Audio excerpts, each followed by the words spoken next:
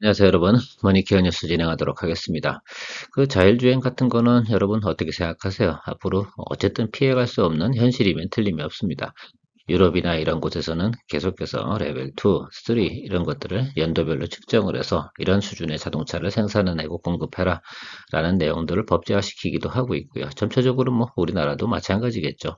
한국 같은 경우는 당연히 자동차 생산 국가니까 그런 부분들에 발 맞춰서 계속해서 테스트 솔루션을 만들어 나갈 겁니다.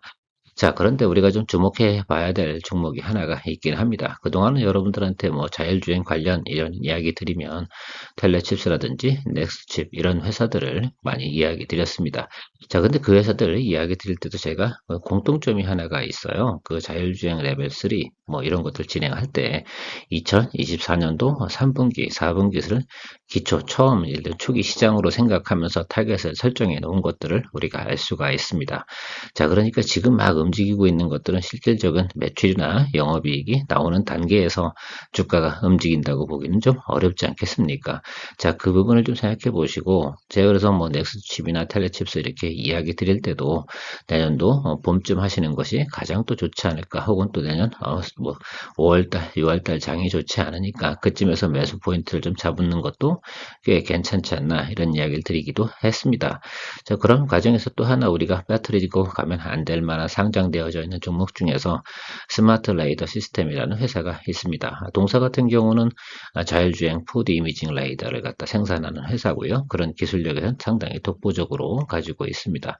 이미 뭐 현대모비스하고 같이 실증 작업도 진행하고 있어서 레벨 3 자동차가 앞으로 생산이 되는 과정 단계에 돌입이 되게 되면 동사의 주가는 상당히 크게 관심을 받을 것임을 틀림없고요. 미래 가치도 나름 충분히 존재한다고 생각을 합니다. 근데 여기서 중요한 포인트는 상장 후에 조정을 상당히 많이 받았다는 얘기예요. 그래서 여러분들이 지금쯤부터는 조금 우리가 챙겨서 봐야 되지 않나라고 생각을 합니다. 최근에 며칠 동안 주가가 막 20%씩 움직이고 이렇게 하는 것들에 대해서 너무 관심을 보고 이야기 드리는 건 분명히 아닙니다. 그래서 여러분들께서 좀 판단 내릴 땐 미래 가치가 존재하냐 안 하냐 이 부분을 좀 생각해 보셔야 되기도 하고요. 가장 큰 핵심적인 포인트는 일단 가격이 싸요. 라이다보다는 상당히 가격이 저렴한데 라이다의 역할까지 충분히 구현해낼 수 있습니다. 그러니까 그렇게 생각해 보면 확장적인 요소도 상당히 많다는 것을 우리가 생각해 볼 수가 있습니다.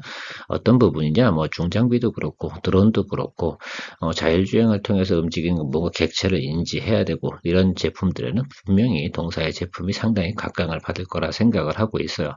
더군다나 국방용에도 상당히 크게 활용이 될 가능성도 상당히 높지 않겠습니까? 자, 그 부분까지 우리가 생각해 본다 그러면 시장의 확장성은 상당히 높은 것이면 틀림이 없다. 그런 관점에서 살펴보면서 오늘 이야기 드려보도록 하겠습니다. 도움이 되셨다 그러면 좋아요, 구독 잊지 마시고요.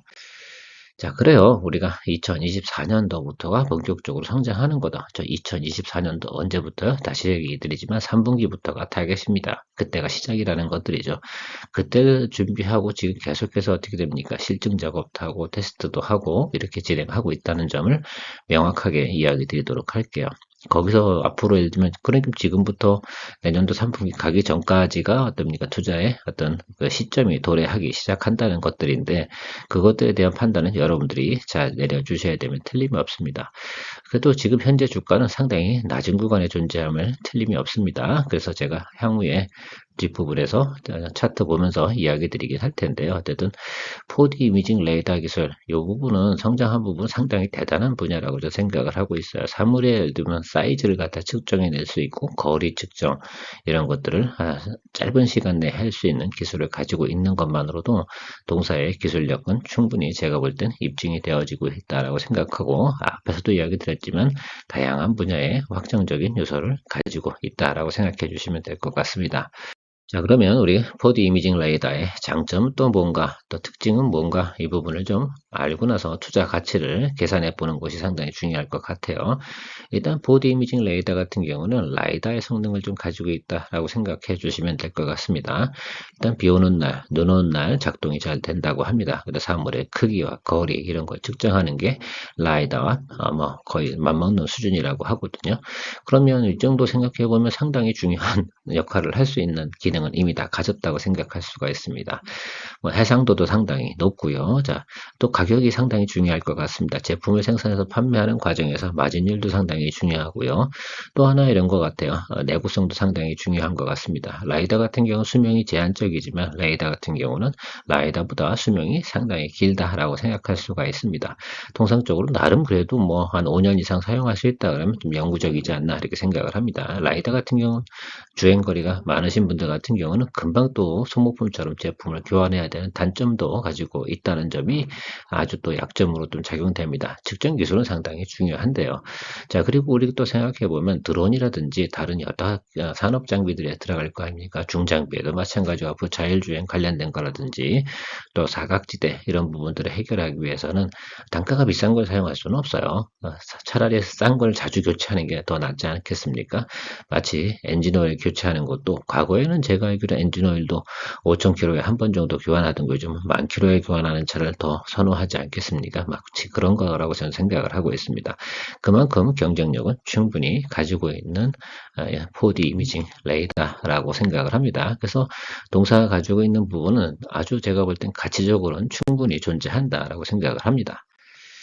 비즈니스적으로 확장적인 부분은 어디 있는가? 이건 분명히 동사가 IPO 할 때 이야기한 겁니다. 뭐 현대모비스하고 진행하고 있는 건 당연히 존재하는 거라 생각을 하고 있고요. 그래서 뭐 이 부분만큼은 뭐 특별히 부인할 만한 요소가 없습니다. 나중에 뭐 제네시스에 장착을 할 거죠. 최고급 차량부터 진행하겠죠. 왜냐하면 그걸 가장 크게 서비스를 하는 것이 보통 고급 차량부터 들어가는 것들이니까요.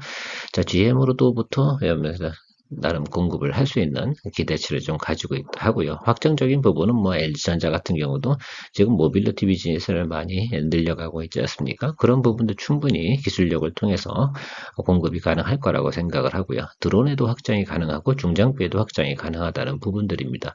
그런 시대가 앞으로 온다는 것들이죠. 여기 제가 다 이야기 드렸지만 대부분이 뭡니까? 예상, 기대, 뭐 가능, 뭐 이런 것들입니다. 자, 이런 부분들이 실질적으로 진행되는 건 아무래도 자동차 분야부터 시작이 될 거라고 좀 생각을 하고 있어요. 자, 그 부분이 나와야 실질적인 매출도 쭉쭉쭉 증가되면서 성장해 나갈 거고요. 그때부터는 주가도 같이 올라갈 거라고 생각을 하고 있습니다. 자, 올해 처음 상장을 했어요. 그리고는 주가 엄청나게 오르다가 확 조정을 받았습니다.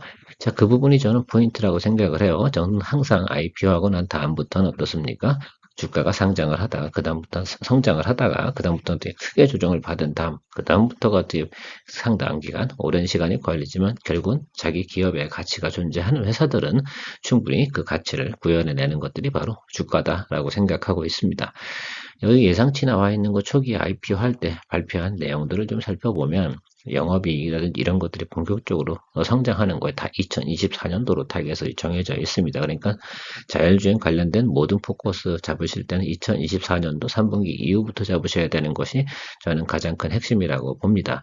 자, 그럼 그 전에 싼 구간에만 매수해주고 또 투자 포인트는 어떻게 되겠어요? 상당히 중장기로 보고 투자 포커스를 잡으셔 나가야 되는 게 맞다라고 생각을 하고 있습니다.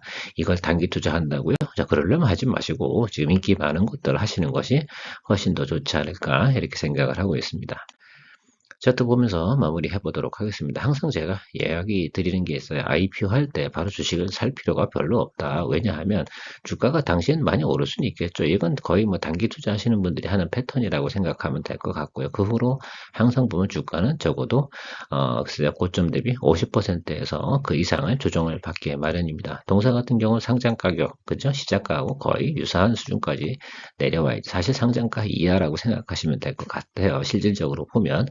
자, 그리고 나면 이때부터 어떻게 됩니까? 자, 2024년도니까요. 아마 요 구간에서 이렇게 접혀나가는 모습들을 생각해 나갈 수가 있지 않을까 생각을 하고 있어요. 자, 올해, 그러니까 벌써 연말이지 않습니까? 올해 뭐 대충 이 정도 수준에서 움직일 거라고 생각하고, 매물이 가장 많은 전반기, 내년도 전반기쯤엔 여기 구간을 돌파하냐 마냐, 이런 쪽 내용으로 갈 거라 생각이 들고요. 내년도 하반기 쪽으로 가면 갈수록 여기 윗단, 이쪽 부분으로 움직일 가능성이 상당히 높은 점을 나름 생각해 보셔야 되는 거죠. 기간은 어떻습니까? 앞으로 1년 정도 보고 가야 되는 것들이니까 나름 그래도 시나리오를 잘 그려보시고 가야 되는 거죠.